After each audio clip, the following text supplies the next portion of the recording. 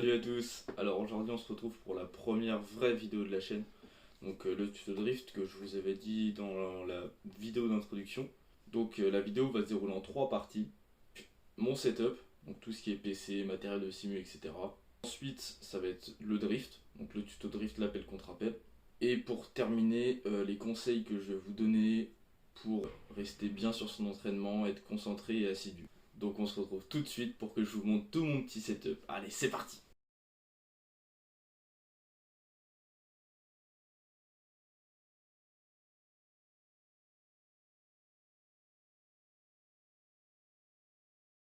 Du coup, vous avez vu ma petite bête de compétition.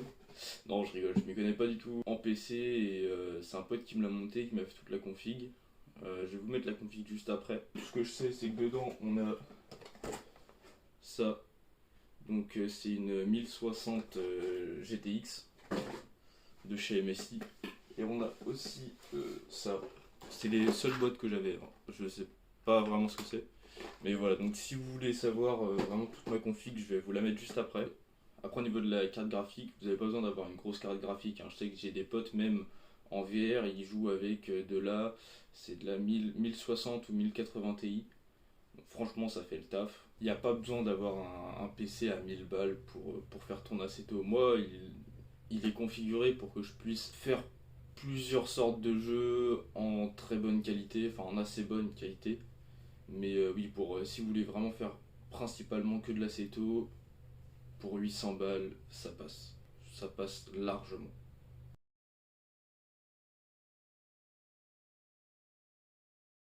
Donc là maintenant, je vais vous montrer mon playsite.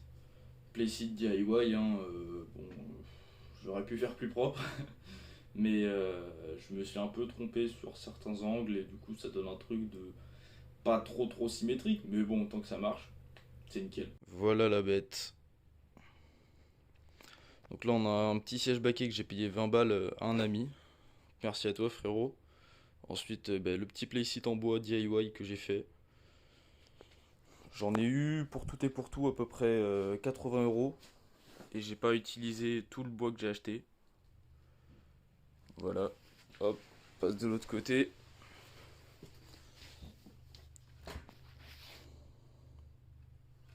Voilà. Donc après le playsite et ce que vous avez dû voir juste avant, vous vous doutez bien qu'on va parler du matériel de simulation. Donc moi j'utilise un G29, j'en suis très content. Je l'ai bien modifié, je vais vous dire ça juste après. Et non, franchement il fait le taf. J'ai un frein à main AliExpress, il fait le taf aussi. Donc non, franchement c'est cool pour démarrer. Après c'est sûr que c'est mieux de passer sur du Trustmaster parce que là t'augmentes de gamme mais du coup t'augmentes aussi de prix parce que là le G29 il est entre 250 et 300 €. Donc franchement c'est bien, ça fait le taf. Pas besoin au début de mettre 600 balles dans du matériel de simu. Là franchement tel qu'il est, j'ai dû en avoir pour à peu près 500 € parce qu'après j'ai beaucoup modifié parce que j'adore modifier les trucs. Donc je vais vous montrer ça tout de suite.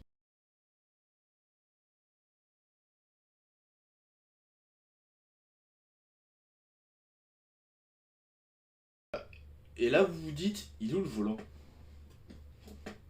Et bah il est là les gars.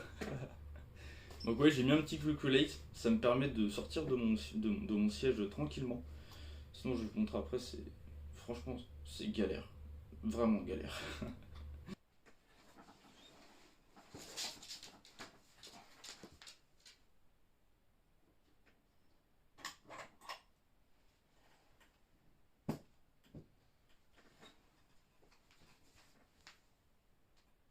Mais ouais, donc le G29 fait le taf. J'ai modifié, j'ai acheté un adaptateur au début en plastique. Je vais vous mettre une vidéo juste après pour vous montrer qu'il a pas tenu longtemps, il a dû tenir un mois. Ah shit, here we go again. Donc là j'ai acheté un adaptateur en métal. Par-dessus j'ai mis un quick release et par-dessus du coup j'ai mon volant. L'adaptateur en métal il coûte aussi cher que l'adaptateur en plastique que j'avais acheté avant. Ça coûte 10 balles sur AliExpress, l'adaptateur en métal. Pour tous ceux qui jouent sur PS4, donc moi ce qu'il faut savoir c'est que je joue avant sur PS4, mais ça je vous le redirai plus tard. Rajouter des trucs, que ce soit du volant, d'adaptateur, des trucs comme ça, ça va alourdir votre volant et votre retour de force va être beaucoup moins fort. Il va falloir compenser ça en lançant votre volant quand vous allez commencer à drifter, mais ça je vous en reparlerai un petit peu plus tard. Donc les pédales, je me suis fait un pédalier inversé DIY, comme tout hein, d'ailleurs. Je trouvais ça beaucoup mieux que les pédales d'origine. C'est beaucoup mieux comme ça, moi je vous conseille vraiment de faire ça. D'ailleurs si vous voulez une vidéo un peu plus en détail sur le playset et tout ce que j'ai modifié, je peux vous faire ça.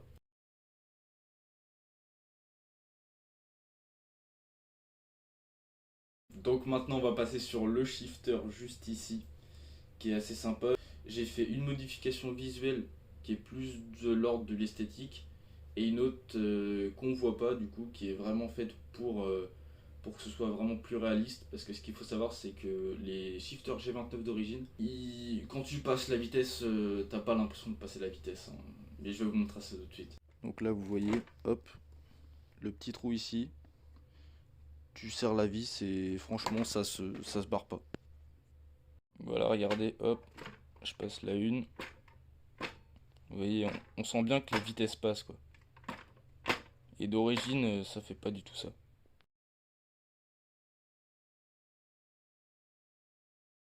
Donc, dernier petit truc, le frein à main. Donc le fameux frein à main. Je l'ai acheté 50 balles sur AliExpress, il fonctionne.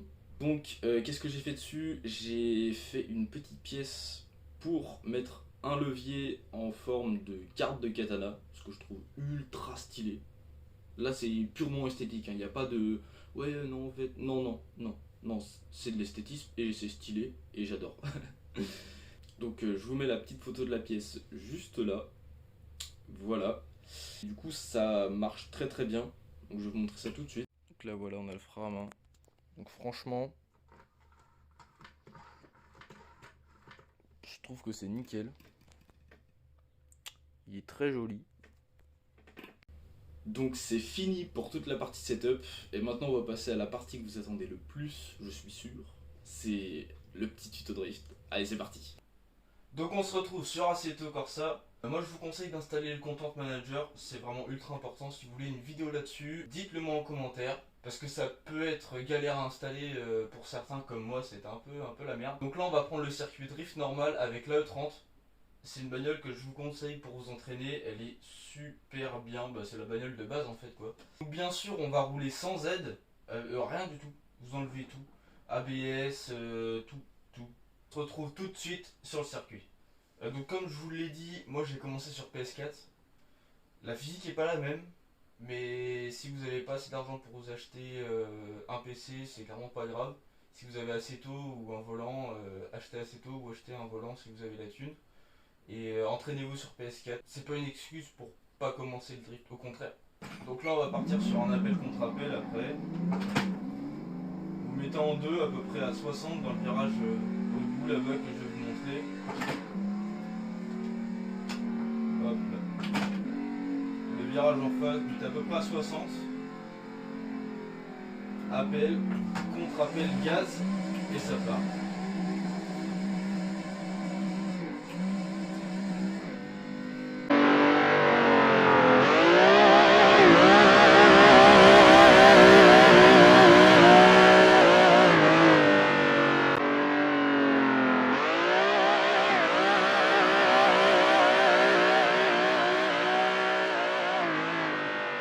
Alors l'appel contre appel, c'est tout simplement du timing et du feeling. En fait, ça va être de faire un appel comme ça, contre appel, on met les gaz et on ouvre le volant. Donc on fait hop, appel, contre-braquage quand la voiture part. Ça peut paraître simple, mais en fait c'est assez compliqué, il faut vraiment comprendre le timing. Donc je vais vous montrer ça tout de suite.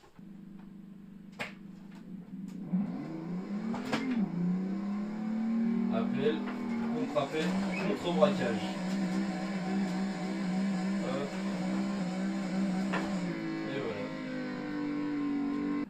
Alors comme vous avez pu le voir, moi je lance mon volant pour contrebraquer. C'est un réflexe que j'ai eu sur la PS4 parce que à cause de modifier mon volant, d'ajouter un volant plus lourd avec un adaptateur plus lourd, j'ai été obligé de compenser le manque de retour de force en lançant mon volant à chaque fois. C'est clairement pas obligé, si vous avez un bon retour de force, ça le fera tout seul. Mais moi je lance toujours mon volant parce que c'est un réflexe. Mes roues en fait viennent directement où j'ai envie de les envoyer et je trouve que ça va plus vite. Après voilà, c'est mon ressenti à moi. Donc là je vais vous remontrer. Hop, la 2 à peu près 60. Appel, contre-appel, contre-braquage et on gaz. Bon là c'était pas ouf, mais vous avez vu un peu le but quoi. Alors oui, au début vous n'avez pas besoin du frein à main, il sert à rien du tout. Même le shifter vous n'en avez pas vraiment besoin, j'ai commencé sans shifter, sans frein à main, j'avais juste le volant, les pédales et ça allait super. Alors là je vais vous montrer ma technique avec les coups de gaz. Donc c'est une technique qu'on a utilisée avec un pote, ça nous a fait évoluer de niveau assez rapidement. Parce qu'en fait le fait de mettre des coups de gaz, inconsciemment en fait, plus vous allez vous entraîner, moins vous allez mettre de coups de gaz et plus ça va être linéaire. Donc je vais vous montrer ça tout de suite. Hop, ça attaque, la 2, on se met à 60, à peu près. Appel, contre-appel, et coup de gaz.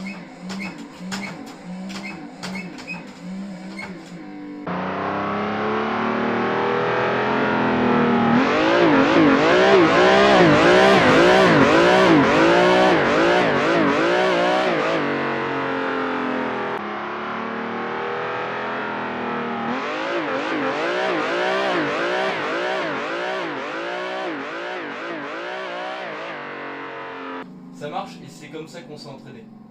Et pour vous dire, ça a vraiment très bien marché parce que mon pote que j'ai entraîné, en l'espace d'un week-end, il savait faire un virage propre.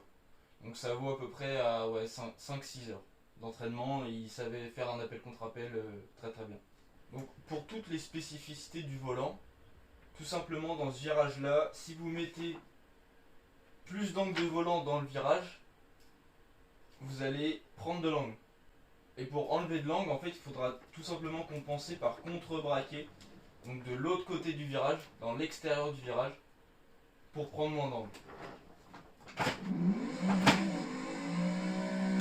Là, je vais vous montrer, hop, appel, contre-appel, hop. Et là, je prends de l'angle, là, j'en enlève. Vous avez vu? C'est tout con, hein? Alors maintenant, la sortie de drift. Donc ça c'est super important en drift. Comme sur les championnats, le pilote doit être maître de son véhicule jusqu'à la fin. Donc passer la finish line, même si après la finish line, le pilote fait un spin ou je sais pas, il fait de la merde et il se retrouve dans un fossé ou dans une barrière, son run ne sera pas compté parce qu'il n'a pas été maître de son véhicule. Donc en fait, il faut savoir sortir de glisse sans faire de la merde. Si vous avez un peu de chance au début, vos roues vont arriver presque droites. Et là ça va être simple. Le plus compliqué c'est quand vous allez sortir de glisse au début. En fait vos roues vont pas forcément être tout le temps droites face à la route. Donc, quand on sort de glisse, on fait regripper les roues arrière. Si nos roues sont pas droites, en fait on va faire un spin. On va avoir un coup de raquette en fait. Donc moi ce que je vous conseille au début pour sortir de drift, c'est de décélérer. Tout simplement. Pas couper les gaz, juste décélérer. Et vous allez voir qu'en fait votre voiture elle va reprendre du grip progressivement. Et ça va être plus doux que si vous lâchez les gaz. Et par contre si vous lâchez les gaz et que vos roues sont un peu en travers, vous allez faire un spin, c'est quasiment obligatoire. Là, appel, contre-appel, gaz. Hop. Et là vous voyez, hop, je lâche les gaz. Et j'avais mes roues comme ça à peu près. Et j'ai même pas fait de spin. Après, ça je l'ai fait sur la PS4. Peut-être que sur PC ça fera pas tout à fait pareil. Mais moi je vous dis en fait ce que j'ai fait pour apprendre le drift. Donc que vous soyez sur PS4 ou sur PC, en fait ce sera exactement pareil. Donc là je vais vous montrer une sortie propre avec les roues bien droites. Et vous allez voir qu'en fait c'est juste un coup à prendre en fait.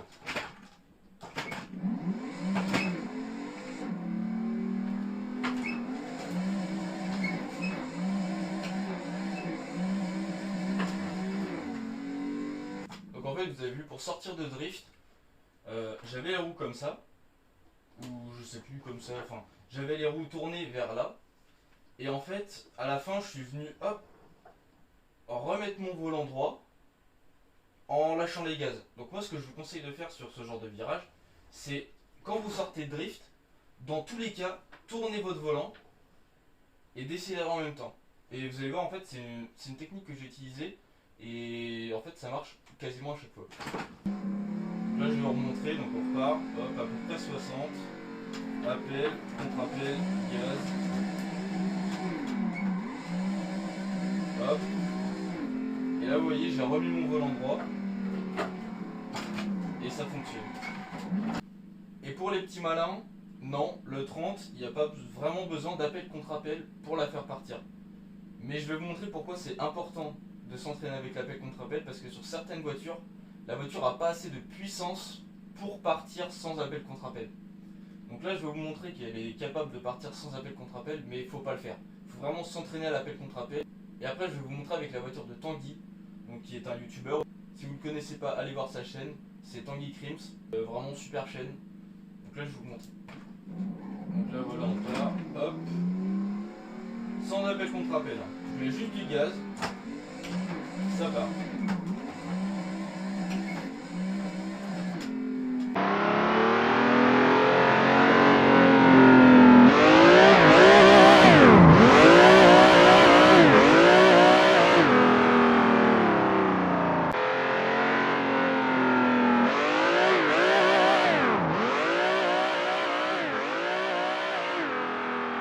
Donc on se retrouve tout de suite avec la voiture de Tanguy pour que je vous montre qu'il faut vraiment s'entraîner à l'appel contre appel, parce que ça peut être très utile, et même avec des grosses puissances si vous arrivez très vite dans un virage. L'appel contre appel en fait va vous faire partir automatiquement en drift.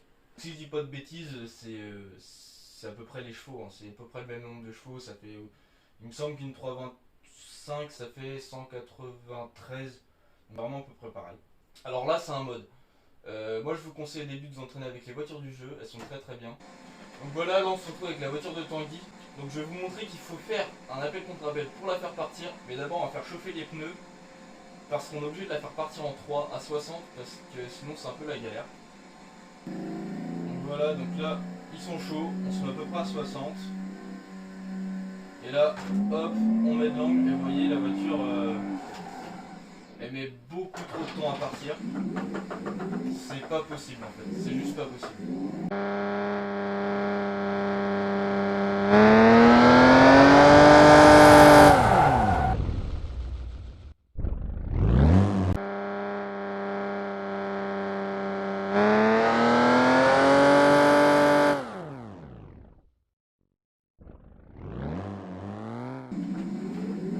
Voilà, là on se met à 63, tranquillement. Appel, contre-appel, gaz. Et vous voyez, c'est beaucoup plus simple. Ça prend un peu de temps, mais c'est beaucoup plus simple.